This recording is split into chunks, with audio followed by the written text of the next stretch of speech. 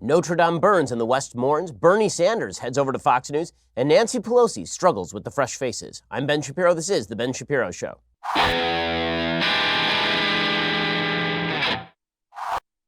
Man, yesterday was a rough news day. I mean, watching Notre Dame burn, obviously, the place has incredible historical significance. We're going to get to all of that in just 1 second. But first, let's talk about your business. Hiring is challenging, but there's one place where you can go that hiring is simple, fast, and smart. It's a place where growing businesses connect to qualified candidates. That place is ZipRecruiter.com/dailywire. ZipRecruiter sends your job to over 100 of the web's leading job boards, but they don't stop there. With their powerful matching technology, ZipRecruiter scans thousands of resumes to find people with the right experience and then invites them to apply to your job. As applications come in, ZipRecruiter analyzes each one and spotlights the top candidates so you never miss a great match. ZipRecruiter is so effective that 4 out of 5 employers who post on ZipRecruiter get a quality candidate through the site within the very first day. Right now, my listeners can try ZipRecruiter for free at this exclusive web address, ZipRecruiter.com/dailywire. That's ZipRecruiter.com/DAILYWIRE. ZipRecruiter.com/dailywire. ZipRecruiter is indeed the smartest way to hire. There's a reason we use ZipRecruiter over here at the Daily Wire, and you can check them out right now for free at ZipRecruiter.com/dailywire. When you do, you get the best employees, and it helps you filter out all the bad resumes. So check them out, ZipRecruiter.com/dailywire. That's ZipRecruiter.com/dailywire. So obviously the big news of the day yesterday was the burning down of most of Notre Dame's cathedral. The outer structure was indeed saved, according to French fire services. Sky News says flames broke out at the 12th century building on Monday evening, quickly devastating the spire and roof and sending plumes of smoke into the sky. One firefighter was seriously injured. Local media say police were treating the blaze as an accident. French President Emmanuel Macron said he was so sad tonight to see this part of us all burn and declared a national emergency. Speaking from the scene in Paris, he expressed sympathy with Catholics around the world following the terrible tragedy, but added that the worst had been avoided, and then he vowed to launch an international fundraising campaign. Apparently, one particularly wealthy donor has already vowed to give something like $100 billion to the rebuilding of the cathedral, which, of course, is an amazing thing. France's interior minister originally warned that the 400 firefighters scrambled to the scene would not be enough to save the cathedral, but a junior minister from the department later said they were more optimistic that the cathedral itself could be spared. A French firefighter official confirmed that Notre Dame's structure and 2 towers had indeed been saved from total destruction. Prime Minister Theresa May said her thoughts are with the people of France tonight and with the emergency services who are fighting the terrible blaze. The video of it was just astonishing and shocking. The area where the spire once was still burning with sparks falling from the cathedral's vaulted ceiling as of Monday night. People outside were singing hymns and gasping as they watched much of the cathedral burn to the ground. The Paris mayor, Anne Hidalgo, urged the public to respect the security perimeter around the cathedral, while firefighters tackled the terrible blaze, added that the areas close to the scene were evacuated. Rich Lowry over at National Review has a good review about what exactly Notre Dame means. It says Notre Dame stands for so many qualities that we now lack: patience and staying power, the cultivation of beauty, a deep religious faith, the cultural confidence and ambition to build a timeless monument of our civilization. That the collapse of its spire was almost too much to bear. The great novelist Victor Hugo, who did so much to revive interest in the cathedral when it was in disrepair in the 19th century, wrote how, quote, every surface, every stone of this venerable pile is a page of the history not only of the country, but of science and art. It was the work of generations, completed across 3 centuries in a triumph over considerable architectural and logistical challenges. It arose at the original site of a pagan temple. Thousands of tons of stone had to be transported from outside Paris, 1 ox cart or barge at a time, to achieve its soaring height and hold up its ceiling and walls. It relied on the architectural innovations of the rib vault and the flying buttress. France built 80 cathedrals and 500 large churches across this period, says Rich Lowry. There's only one Notre Dame of Paris, a Gothic jewel whose towers, prior to the advent of the Eiffel Tower, were the tallest structure in the city. It is, or one hates to think was, adorned by what are culturally significant artifacts in their own right. The statuary meant to illustrate the story of the Bible and to all worshipers who couldn't read. The stained glass windows that took ingenuity to embed in stone walls and are themselves artistic marvels. The organ with more than 8,000 pipes. The bells with their own names, including the largest, the masterpiece Emmanuel, dating back to the 15th century and recast in 1681, not to mention the religious relics that mean so much to the Catholic faithful. It has been the site of countless processions and services to petition and thank God on behalf of the French nation. It is where illustrious marriages and funerals occurred, where Napoleon crowned himself emperor, where Charles de Gaulle attended a mass to celebrate the liberation of Paris in 1944, rifle fire echoing outside. It survived the rampages of iconoclastic Huguenots in the 16th century, the depredation of radicals during the French Revolution into the 18th century, They transformed it into a shrine to the cult of reason, used it as a warehouse, and wanted to melt down the bells and incidental damage during 2 world wars in the 20th century. All the while, it accumulated layers in history and meaning. Its great advocate Hugo, author of the famous Hunchback of Notre Dame, wrote of how the greatest productions of architecture are not so much the work of individuals as of a community, are rather the offspring of a nation's labor than the outcome of individual genius, the deposit of a whole people, the heaped-up treasure of centuries, the residuum left by successive evaporations of human society, in a word, a species of formations. Each wave of time leaves its coating of alluvium, each race deposits its layers on the monuments, each individual contributes his stone to it. And that, of course, is exactly right. It was amazing. Yesterday, I tweeted something out that I thought, frankly, was really uncontroversial. I tweeted out that Notre Dame was a totem to Western civilization and of Western civilization, and people got very upset with this. Particularly a lot of folks on the left were very upset with this. I tweeted out, if we wish to uphold the beauty and profundity of the Notre Dame Cathedral, that means refamiliarizing ourselves with the philosophy and religious principles that built it. That means refamiliarizing ourselves with the precepts of Catholicism, with Western history, with what Catholicism was, with how it contributed to the West.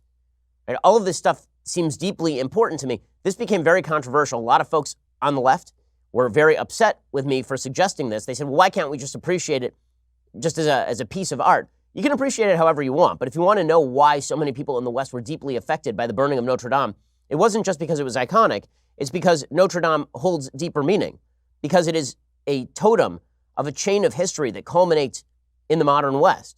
That's why Notre Dame means something different than just any building anywhere on earth burning, than the Taj Mahal burning, for example, which would be, of course, a phenomenal tragedy, but would not have quite the same resonance in the Western mind as Notre Dame burning, of course. Now you can see the sort of anodyne version of mourning for the cathedral from Ilhan Omar, who, of course, is no big fan of Western civilization. I mean, she said so. She says America was founded on slavery and genocide. I can only assume she means that the rest of the West was as well. She tweeted out, art and architecture have a unique ability to help us connect across our differences and bring people together in important ways, thinking of the people of Paris and praying for every first responder trying to save this wonder. Again, it's fine to look at Notre Dame as just art and architecture, but it has deeper resonance than that. And that was the point that I was making, is that the deeper resonance of Notre Dame is about the faith that inspired Notre Dame. And listen, this is coming from a Jew. This is coming from an Orthodox Jew. Notre Dame apparently had certain statues that are anti-Semitic in nature, talking about the supersession of the Catholic Church over Jews in the past. That's important to remember. It's also important to remember that Notre Dame is, again, a historical monument to the chain of history of which we are a part. I wrote an entire book about this. My book, The Right Side of History, talks about this chain of history, the Judeo-Christian history of the West, and how Judaism and Christianity combined with Greek reason in play and intention created the world in which we live. I want to read you a section from the book talking about the period during which Notre Dame was built. Notre Dame, of course, was built during the 12th and 13th centuries. It took a couple of centuries to complete, which in and of itself is an amazing testament to the human mind and to the power of the eternal to inspire the human mind. Because after all, why plant a tree if you're not going to get to sit in its shade? Why build a building if you know that you're not going to get to complete it? Because our task is not to complete the building. Our task is to join in the building of that structure in the first place. Here's what I talk about in my book with regard to this period in Western history. From the fall of Rome through the 12th century, Christianity would spread from its base in the Italian peninsula to the British Isles, France, Germany, and eventually the Nordic countries as well. While Augustine had posited a great divide between the city of God and the city of man, the Catholic Church was quite active in the city of man. The church received tithes from Christians the continent over, had its own ecclesiastical courts. By the 10th century, the church was the single largest landowner in Western Europe. Kings found their legitimacy through the conduit of the church and battled with the church to expand their own power. Holy Roman Emperor Henry IV walked barefoot in the snow to earn back the approval of Pope Gregory VII. Henry II of England, 1133 to 1189, had himself flogged in order to win back the approval of his Christian population after accidentally ordering the death of Archbishop Thomas Becket. Popular history maintains that this period represents the Dark Ages, but that's simply inaccurate. Progress continued as Christianity spread. The monastic system centralized learning in monasteries, where priests and nuns devoted themselves to ascetic pursuit of divine understanding. In educational terms, this devotion revolved around Scripture. The Benedictine monks, for example, lived under the rules created by St. Benedictine, 480 to 547, a set of orders regarding the hierarchy of monasteries, the behavior by which to abide, and the requirements of work. The arts thrived in the monastic system. Manuscripts were preserved by monks devoted to writing new copies and beautifying them. In the monastic system, the liberal arts taught by the Greeks and the Romans, as championed by Cicero and Seneca, among others, survived, albeit in spiritualized form. Augustine himself, despite his distaste for paganism, suggested that the liberal arts education could be hijacked for service to God. Augustine likened such cultural appropriation to the Jews taking Egyptian gold during the biblical Exodus.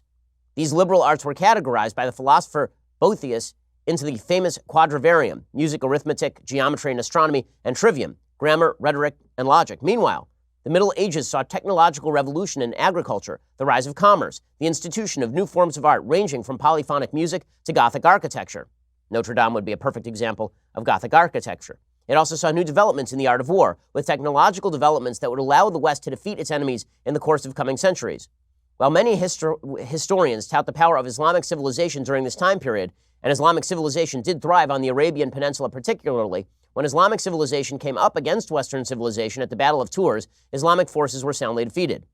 By the 8th century, Christian leaders were crusading against enslavement, except notably for the enslavement of Muslim war captives. Monasteries were engaging in proto-capitalism as well. Furthermore, the Catholic Church was responsible for learning and teaching. Virtually all literacy sprang from monasteries. Still, the modern world could not have been created under these circumstances. This is what I write in my book.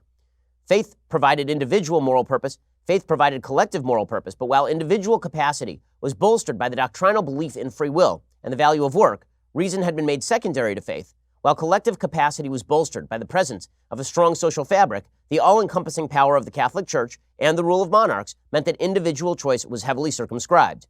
Even education had been radically reoriented toward the Church. All true knowledge lay in the Bible. The liberal arts were only useful so far as they bolstered the biblical story.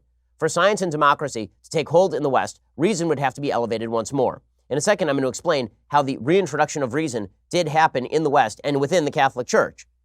Again, reorienting ourselves to this history means that Notre Dame means so much more to us because we look at it and it means something beyond just a beautiful building. We'll get to that in just one second. First, when the founders crafted the Constitution, the first thing they did was to make sacred the rights of the individual to share their ideas without limitation by their government. The second right they enumerated was the right of the population to protect that speech and their own persons with force. You know how strongly I believe in these principles. I'm a gun owner. Owning a rifle is an awesome responsibility, and building rifles is no different.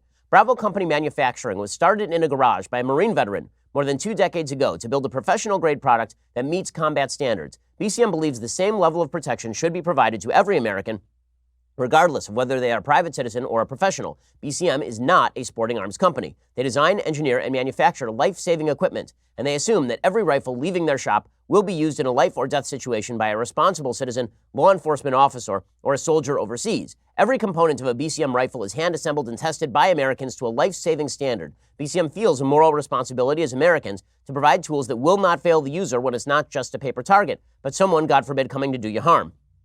BCM works with leading instructors of marksmanship from top levels of America's special ops forces who can teach the skills necessary to defend yourself, your family, or others. To learn more about Bravo Company Manufacturing, head on over to bravocompany.mfg.com. That's bravocompany.mfg.com. If you need more convincing, you can find out even more about them at youtube.com/bravocompanyusa. Amazing company. I know the people who run it. It is a great company. Go check them out right now at bravocompany.mfg.com. So we're talking about the history of Western civilization and where Catholicism, where Notre Dame fits into that history, because it means more to us when we watch that building burn than just a building burning.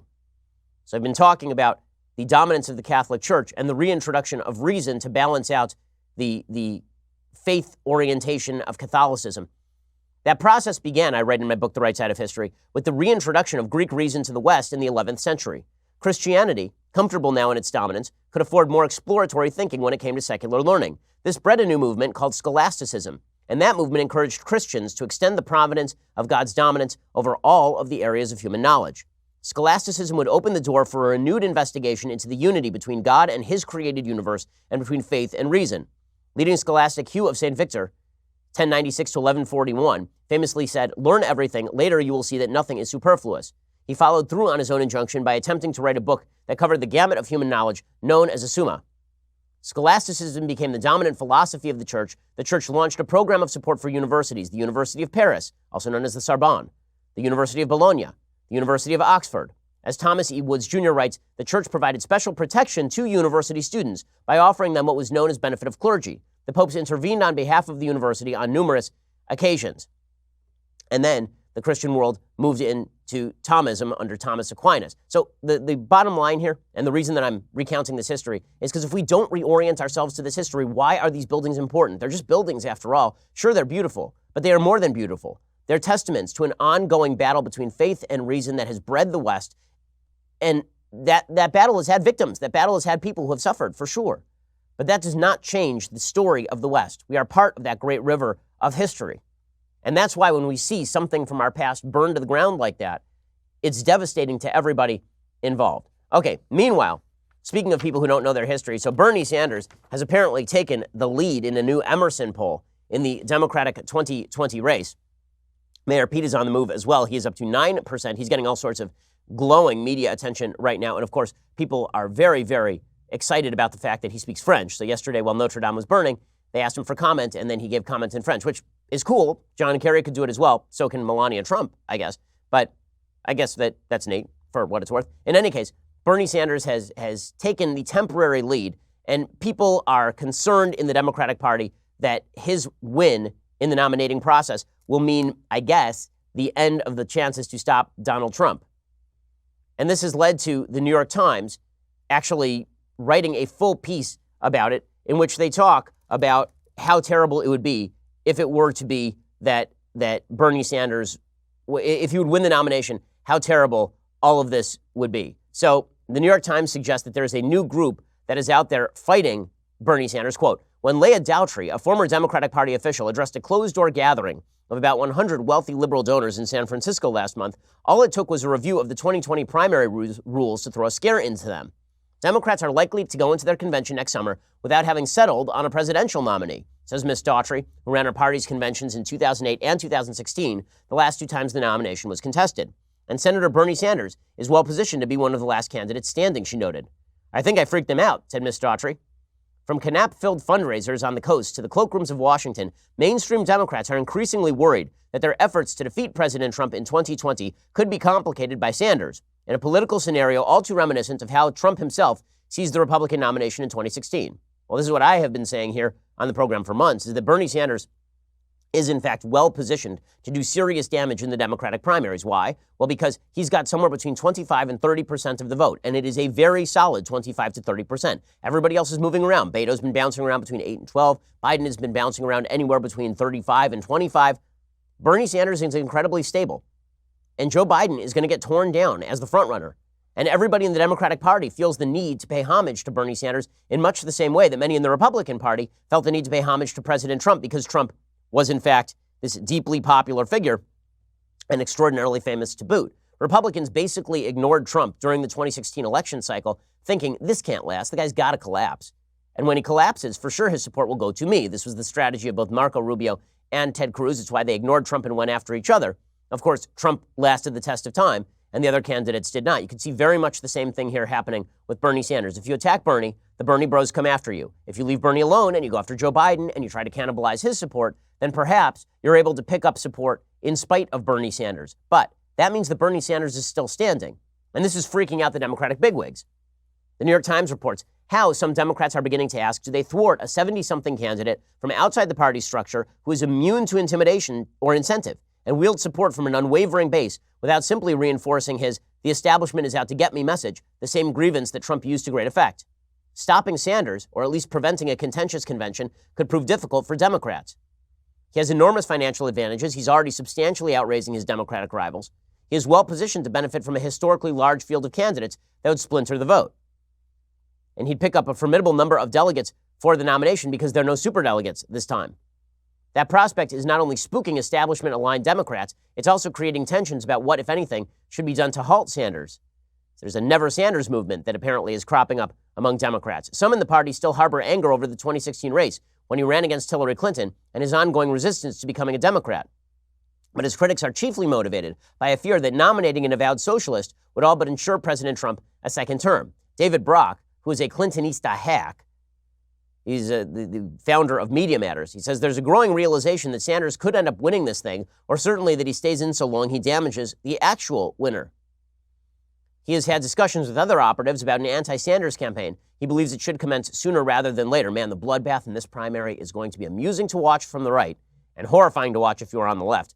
R.T. Ryback, the former Minneapolis mayor, who was vice chairman of the DNC in 2016, complained bitterly about the party's tilt toward Mrs. Clinton back then, warned that it would backfire if his fellow mainstream Democrats start with the idea that you're going to try to stop somebody. If the party fractures again, or if we even have anybody raising an eyebrow of I'm not happy about this, we're going to lose, and they'll have this loss on their hands. So now the Never Sanders movement is getting pilloried by the pro-Sanders movement as people who will be responsible if Trump wins re-election. All of this sounds very familiar. To a not insignificant number of Democrats, the New York Times says, Mr. Sanders' populist agenda is exactly what the country needs, and he has proved his mettle. The good news for his foes is that his polling is down significantly in early nominating states from 2016.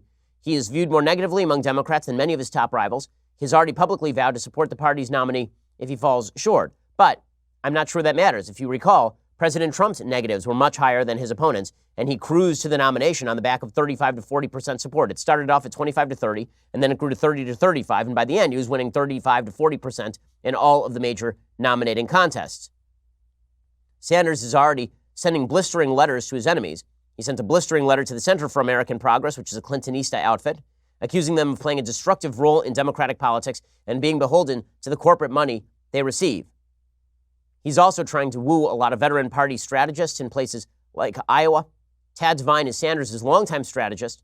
He says, if anybody thinks Bernie Sanders is incapable of doing politics, they haven't seen him in Congress for 30 years. No, what we've seen is a guy who actually hasn't gotten anything done, but he has maintained his spot, and that's all he really has to do. So Democrats are starting to get very, very nervous. Very nervous. The matter of what to do about Bernie and the larger imperative of party unity has, for example, hovered over a series of previously undisclosed Democratic dinners in New York and Washington, organized by longtime party financier Bernard Schwartz.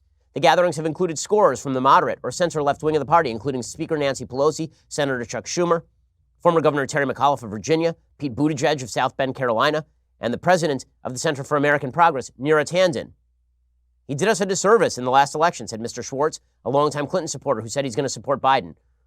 Man, if I had to lay money right now, I'd be hard-pressed not to lay it on Bernie, considering the fanaticism of the people who support him and the fact that Democrats have no strategy for stopping him. In a second, we'll show you that Bernie Sanders went on Fox News last night. It was kind of interesting. We'll get to that in a second. First, it can be a little frustrating, especially if you're in a hurry or running late, to find yourself at a railway crossing waiting for a train. If the signals are going and the train's not even there yet, you could feel a bit tempted to try and sneak across the tracks. Do not do this ever. This is a stupid and bad idea. Trains are often going a lot faster than you expect them to be, and they cannot stop. Even if the engineer hits the brakes right away, it can take the train over a mile to stop. By that time, what used to be your car is just a crushed hunk of metal. What used to be you, well, then you got a problem. The point is, you can't know how quickly the train will arrive. The train can't stop, even if it sees you, and the result is disaster. If the signals are on, the train is on its way. Just remember, one thing, you can stop, trains cannot. Go check, make sure that you, please, for God's sake, don't run train crossings. My goodness, it's just a huge, huge mistake. It's amazing that people think they can do this. I mean, there are a number of deaths every year from people who think that they can just cross a train crossing in the middle of a signal and that everything will be hunky-dory. That's not the way this works. So be smart, stop because the trains can't. All right, so Bernie Sanders was on Fox News last night. And while he was on Fox News, he basically laid out his agenda, which is you're going to pay more. You're going to spend a lot of money. So he's asked about health care, and he says, yeah, my agenda is you're going to be, he's with Brett Baer and Martha McCallum. He says, yeah, it'll cost more money from your pocket. Let's just say hypothetically. Okay. You are self-employed, and you've got a husband and 2 kids, okay? Family of 4. Do you know how much that family is paying today for health care? How many? $28,000 a year. Okay. All right, we're spending $11,000 per person. We are saying to that family of 4, you ain't going to pay that $28,000. You're not paying any more premiums. You're not paying any more co-payments. You're not paying any more deductibles. How's that? $28,000 you're not paying. But does that mean you're not going to pay something? Of course it does. You're going to pay more in taxes. Okay, you're going to pay more in taxes. I love that he says it costs you $28,000. Your employer is paying that. So your employer is presumably not going to pay for your health insurance anymore, and that means that your pay is presumably going to be cut. So your top line pay is going to be cut. And then you're going to pay a lot more in taxes. Now, how much more in taxes? A lot more in taxes, because the fact is that if you want to pay more in taxes, a nationalized healthcare system is the best way to do it. There's a reason that the Nordic countries all have tax rates kicking in at anywhere in Norway, it's 36% because of the giant oil slush fund. But in other places like Denmark, you've got top tax brackets kicking in at like 50 to 60% if you make $60,000 a year. That's what Sanders is talking about. It's funny that nobody ever asks him a follow-up, like, what kind of tax rates are you talking about, and at what level will they kick in? Nobody asks him that because it would be awkward for him to answer. In any case, Sanders then continued. He said, listen, healthcare isn't free, except that he keeps promising everybody it's going to be free, so there's that. It will drive up taxes to pay for health care. And not just the wealthy will pay for that. The middle class will also pay for it. Very good. So how do you justify it? And all right, Martha, what are you not including in your discussion? You tell me. I will tell you. You're not going to pay any health insurance premiums. You're going to pay one way or the other. But look, Martha, pay one way or the other. Martha. Whether it's in your income tax or your payroll tax, you're going to pay. Look. Healthcare is not free. You never heard me suggest that we're going to magically... You just said it was going to be free for everyone. It's going to be free at the point of when you use it. Okay, it's free at the point when you use it. That's idiotic. I mean, that means it's not free. So if I pay a subscription fee to go to Daily Wire, it is then free when I click on Daily Wire. It is not free because I am paying the subscription fee. If I pay taxes for something, that makes it not free. I love that Bernie Sanders has been getting away with this for a while. Martha McCallum calls him on this. And Sanders simply falls apart. This wasn't the only point at which Sanders fell apart. The most amusing point at which Sanders fell apart is he was asked, okay, Bernie, you make a lot of money. And he does. He's been making about $1 million a year for the last several years. And he was asked specifically, okay, well, you could just pay extra taxes. So why aren't you paying the extra taxes? And Bernie Sanders had no good answer to this because, of course, if you are a socialist and you want the government to have more money, you could do this. Your taxes do show that you're a millionaire. You did make $1 million in 2016, 2017. You're right, the 561 in 2018. But your marginal tax rate was 26% because of President Trump's tax cuts. So why not say, I'm leading this revolution. I'm not going to take those. Come on, we're doing. I pay the taxes that I owe. And by the way, why don't you got Donald Trump up here and ask him how much he pays in taxes? We will. Would you be willing to pay 52% on the money that you made? Awesome. You can volunteer. You can send a check. Oh, you can volunteer too. We have a. But you suggested that that's what everybody in your bracket should do. And Martha, why don't you give? You make more money than I do. Why don't you give? I didn't suggest a wealth tax. And she's not running for president. All right, but we're going to. Okay, it's hilarious to me that Bernie Sanders is saying to Martha McCallum, well, why don't you pay more in taxes? Why don't you? She asked you because you say that everyone should, and she has not said that. That's the thing. It's amazing. I love the Bernie bros in the audience who are just like, yeah, Bernie, saying Martha McCallum should pay more taxes. She's not running for president. She did not suggest a wealth tax. You did. So he's running away from the implications of his own program because this is what all socialists do in the end. They sort of like their lifestyle, but they don't want to, and they don't want to sacrifice it, but they do want to seem as though they care a lot about government expenditures and tax rates. The voluntary minimum is what you pay when you pay taxes. That is the minimum that you pay, or the government comes and gets you. You can always sign a check for more. Bernie Sanders is not doing that. But Bernie Sanders is incredibly radical. He made that clear last night. He was talking about abortion. He suggested that aborting babies until birth would be a worthwhile goal, and then he suggested it was sexism to believe otherwise. With regard to abortion, do you believe that a woman should be able to terminate a pregnancy up until the moment of birth? Look, I think that happens very, very rarely, and I think this is being made into a political issue. Okay? So I think it's rare. It's being made into a political issue. But at the end of the day, I believe that the decision over abortion belongs to a woman and a physician, not the federal government, not the state government, and not the local government. It's being made into a political issue. Now, it was funny. A lot of the commentators yesterday were noting, wow, look how on Fox News people are cheering for Bernie. Yeah, who do you think shows up to a Bernie town hall? You think a bunch of right-wingers show up to a Bernie town hall? It's a bunch of Bernie fans. So, listen, it was very smart of Bernie to appear on Fox News. It made him look good. It made him look as though he was willing to take hard questions from people outside his own party, which apparently nobody else in his party is willing to do. And Bernie's populism does have some crossover with Trumpian populism. It does. And this is how you end up with a situation in which Bret Baier pulled the audience on Medicare for All, and people cheered, and the media were like, oh my God, people in a Fox News audience cheering for Bernie? Yeah, they're Bernie fans. That's why they're there. They're there because they like Bernie. Who shows up to a Bernie town hall unless you like him? This audience has a lot of Democrats in it. It has Republicans, independents, Democratic socialists, conservatives. I want to ask the audience a question. If you could raise your hand here. A show of hands of how many people get their insurance from work, private insurance, right now. How many get it from private insurance? Okay, now of those, how many are willing to transition to what the senator says, a government-run system? Raucous applause from the same people who are applauding all night. And again, it was very funny to watch disingenuous people in the media saying, look at that Fox News audience cheering Bernie. Now he's popular among Fox News audience. Yeah, sure. I'm sure that's what happened right there. I'll show you the rest of Bernie Sanders' radical pitch. He has no actual on-the-ground hard policy suggestions that are anywhere close to reasonable, but that's not what Democrats are looking for these days. We'll get to that in just 1 second. First, no one really has time to go to the post office. You're busy. Who's got time for all that traffic, parking, lugging all your mail and packages? It's a real hassle. That's why you need Stamps.com. It is one of the most popular time-saving tools for small businesses. Stamps.com eliminates trips to the post office and saves you money with discounts you can't get even at the post office.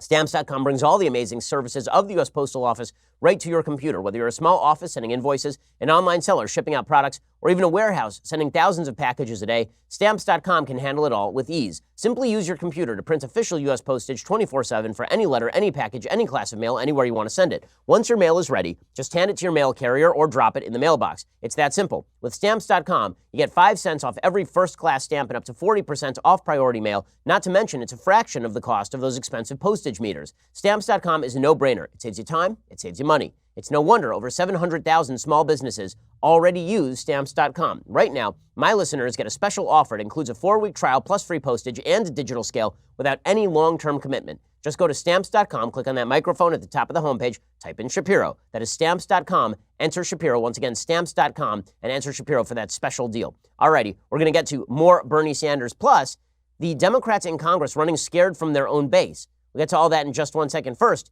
you're going to have to go over to dailywire.com and subscribe. For $9.99 a month, you can subscribe to dailywire.com. When you do, you get the rest of this show live. You get 2 additional hours of this show every afternoon. We have so much good stuff coming up for you this afternoon. Guests like Bishop Robert Barron, who's going to be showing up to discuss the history of Notre Dame. We're going to be having on Daniel Hannan, the EU member of Parliament from Britain. He's going to discuss Western civilization as well as Brexit. So we have lots of good stuff that comes up for you every afternoon.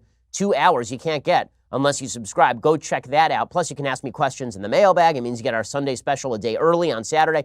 All sorts of amazing stuff happening over at Daily Wire. And with your annual subscription, you get this. The very greatest in all beverage vessels, the leftist tears hot or cold tumbler. Look upon it and weep for you have it not. But you could. All you have to do is subscribe for $99 a year. Go check that out right now. Also, subscribe at YouTube and iTunes. Please leave us a review. It always helps us. We are the largest, fastest growing conservative podcast and radio show in the nation.